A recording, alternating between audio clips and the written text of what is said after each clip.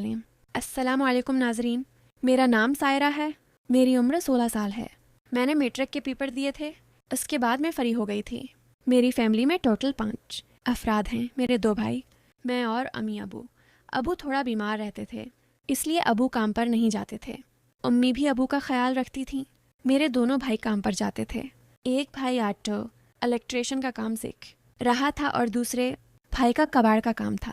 میرے دونوں بھائی اچھا کماتے تھے، اس لیے ابو کو کام کرنے کی ضرورت بھی نہیں تھی، اور ابو کی عمر تقریباً 60 سال کے قریب ہو گئی تھی، اس لیے ڈاکٹر نے ابو کو ریسٹ کرنے کا کہا تھا۔ ہماری رہائش ساہیوال کی ہے۔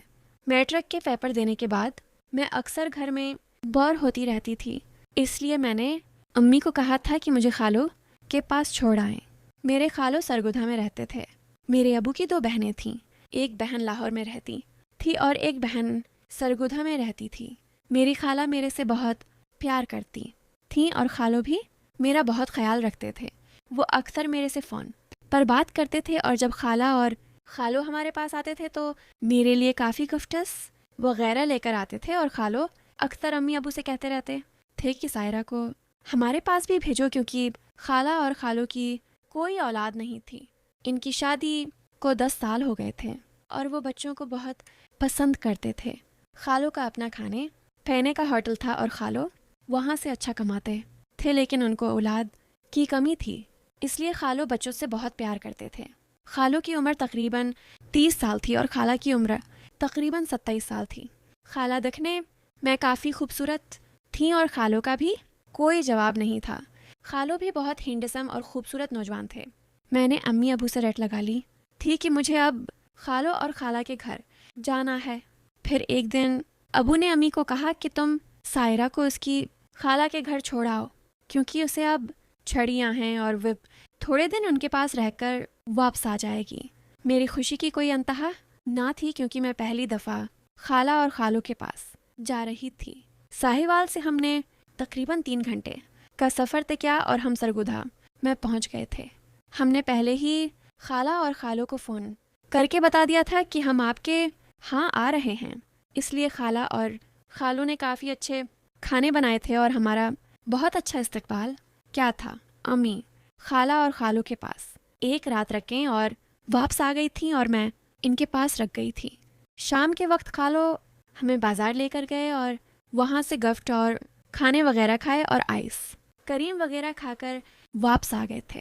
خالہ اور خالو کا کمرہ الگ تھا اور میرا کمرہ الگ تھا۔ خالہ کے سو جانے کے بعد خالو میرے کمرے میں آئے اور میرے ساتھ بیٹھ کر چائے پینے لگے۔ خالو کی باتیں مجھے مدہوش کرنے لگی تھیں، کیونکہ خالو بہت ہی اچھے انسان تھے اور میں ان پر دل ہار بیٹھی تھی۔ اب خالہ سے چوری میں خالو کے ساتھ مستی مذاق کرنے لگی تھی۔ خالو بھی میرے ساتھ کافی دیر تک بیٹھے رہتے تھے۔ ایک دن شام کے وقت خالہ کی طبیعت کچھ خراب تھی، اس لیے وہ ٹائم سے ہی سو گئی تھیں۔ خالو کہنے لگے، آؤ میں تمہیں بازار لے کر جاتا ہوں۔ خالو مجھے بازار لے کر گئے اور وہاں پر ہم نے کھانا کھایا۔ آئس کریم کھا کر واپس آ رہے تھے تو خالو مجھے کہنے لگے، تم بائک کے آگے بیٹھو۔ مجھے بھی خالو کی بائک کے آگے بیٹھنے کا شوق تھا۔ میں خالو کی بائک کے آگے بیٹھ گئی تو خالو کا مجھے چبھنے لگا تھا اور مجھے اچھا لگ رہا تھا۔ اب میں نے خالو کو کہا تھا کہ ہم گھر جا کر وہ کھیل کھیلیں گے جس میں ہم دونوں کو کافی راحت ملے گی۔ خالو بھی میری بات مان گئے تھے اور خوش ہو گئے تھے۔ گھر واپس آ کر خالو نے مجھے میرے کمرے میں ہی ڈال دیا تھا۔ میں بھی خالو سے کافی خوش تھی، کیونکہ میں وہ کام پہلی دفعہ زندگی میں کر رہی تھی اور مجھے نہیں پتا تھا کہ اس کام میں کتنی خوشی اور راحت ملتی ہے۔ اب میں تو خالہ سے چوری خالو سے محبتیں جتاتی تھی اور خالو مجھے ان وادیوں کی سیر کرواتے تھے جن وادیوں کی سیر میں نے کبھی نہیں کی تھی، اور میں ان وادیوں میں کھو جاتی تھی کیونکہ ان وادیوں میں بہت سکون تھا۔ خالو مجھے میڈیسن بھی لا کر دیتے تھے تاکہ میں امید سے نہ ہو جاؤں اور امی ابو کو پتہ چل جائے۔ پھر کچھ دن میں خالہ اور خالو کے پاس رہی تھی اور واپس گھر آ گئی تھی، لیکن مجھے خالو کی یاد بہت ستاتی تھی۔ ناظرین، اگر آپ کو یہ کہانی پسند آئی ہو تو ویڈیو کو لائک کر دیں، شکریہ۔